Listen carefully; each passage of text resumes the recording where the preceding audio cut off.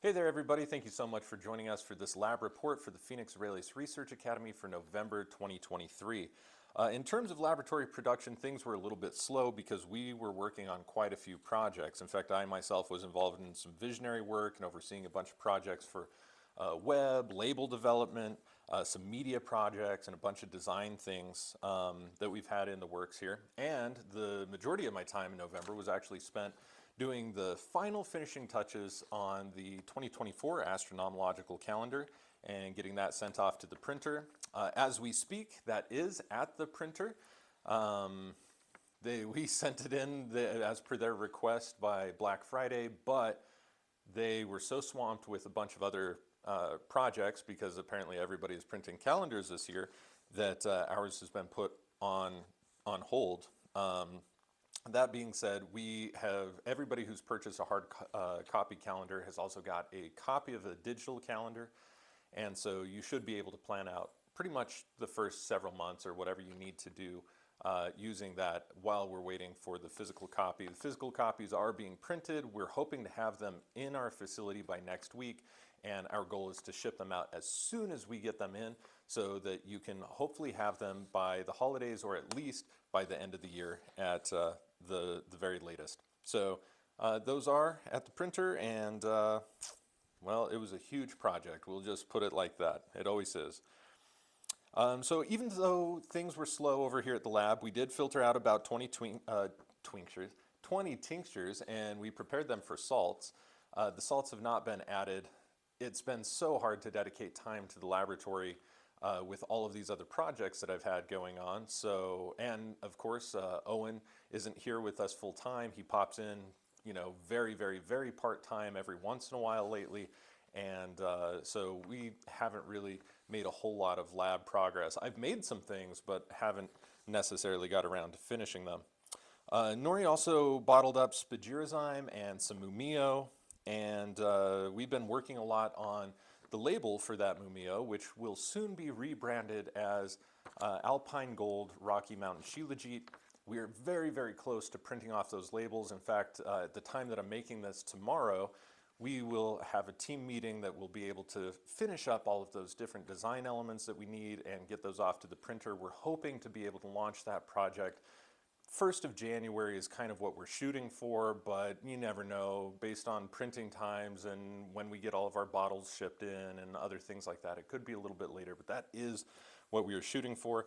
That's taken quite a few weeks. I think we're about 8 weeks in the total design elements, and anybody who's ever done any sort of graphic design work knows that you make something, you remake something, you remake something, and you do it over and over and over, and then you kind of question things along the way and change it and make alterations. And this has definitely been one big project, but it's going to be a UP seed product, probably the only UP seed product that we will stock here at the Phoenix Aurelius Research Academy, at least for the foreseeable future.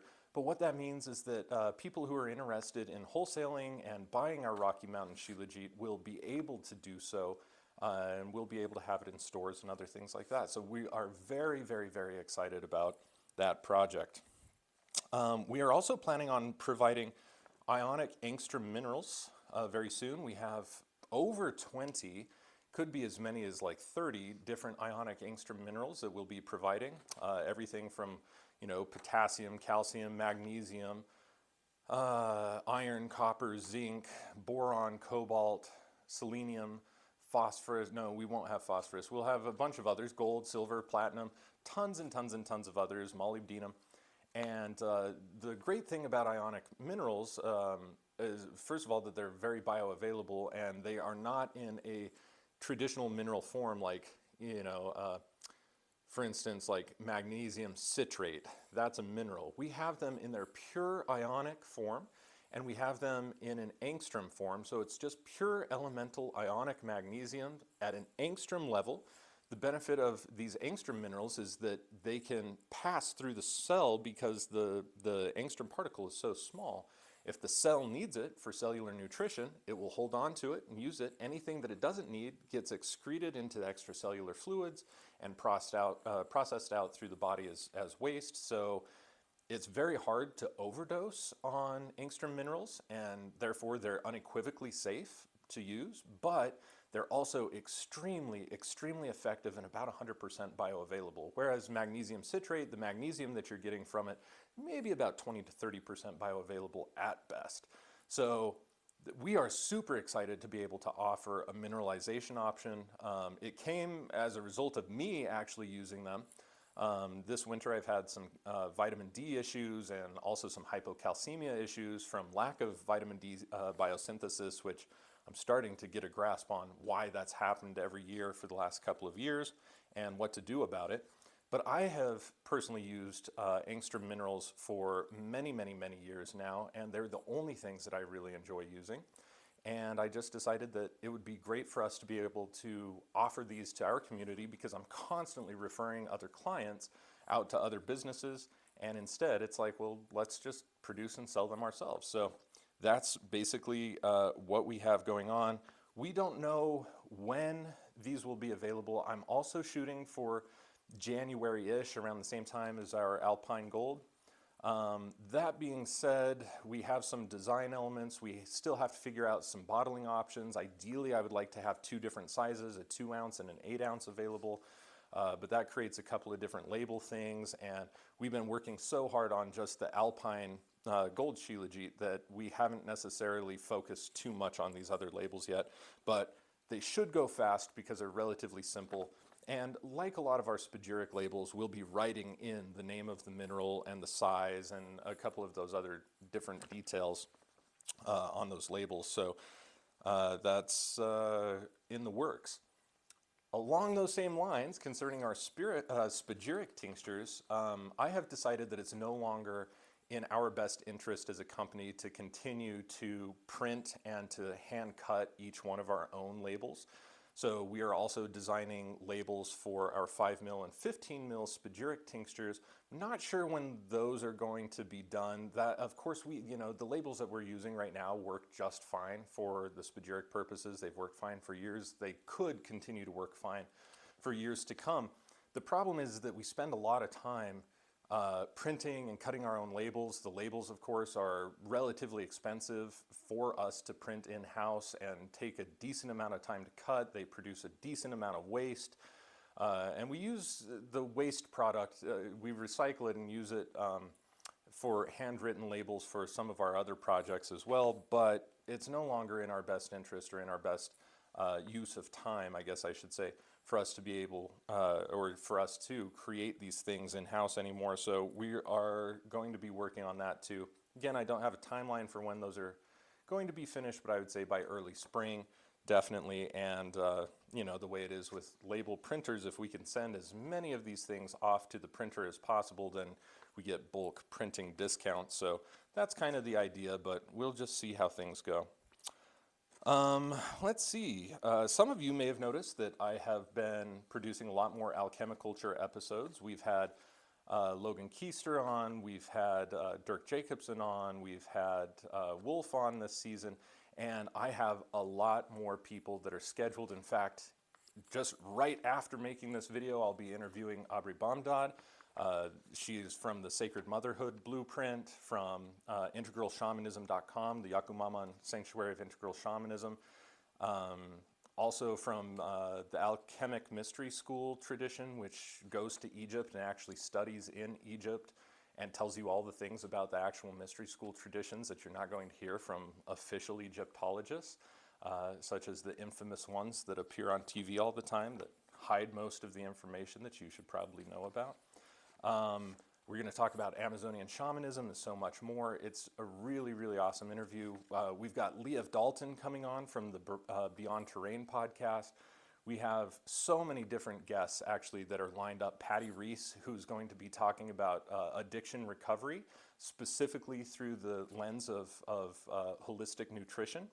So we've got some really, really cool guests lined up. I'm super jazzed about it. I'm excited to be back and interviewing people and bringing these to the fore. If you guys like any of these episodes, be sure to share them with your friends. They're basically on YouTube and like everywhere else that you can get podcasts, Spotify and Apple and all the other places. So keep an eye out for those.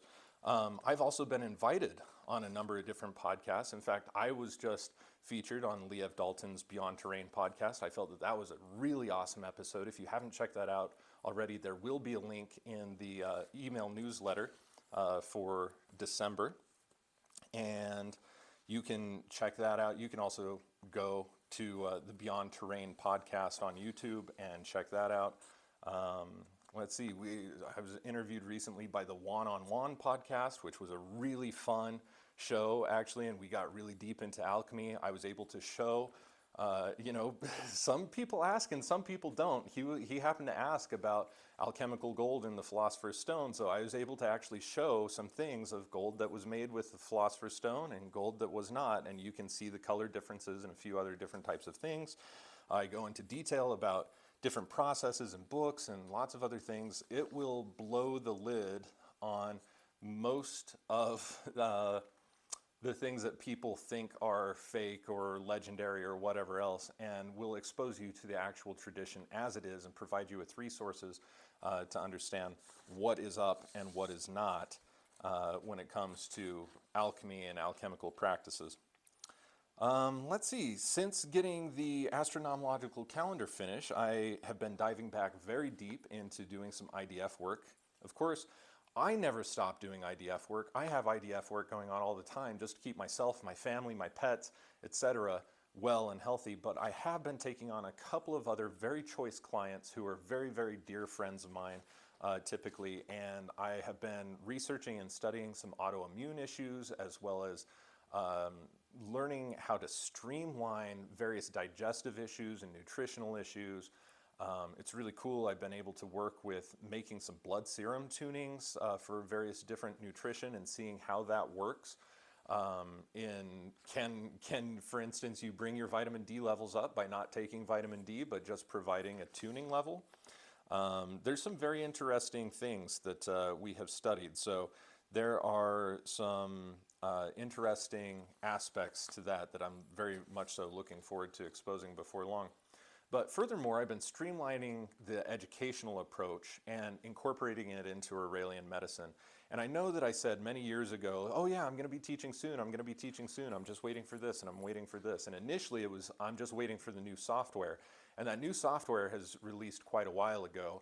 It's taken me a lot longer to learn how to work with it because it is not a one-to-one translation or update of the old software. It is completely new and unique unto itself, and it doesn't have all of the functionality that the old software did, and it does have some functionality that the old software did not, though. So there are different uses for the software, and learning how to be able to teach from both softwares as well as what my combined approach is, because I use both softwares. I only perform analysis in the old software. I hate performing analysis in the new software for reasons that students will be able to figure out once they take my courses on this.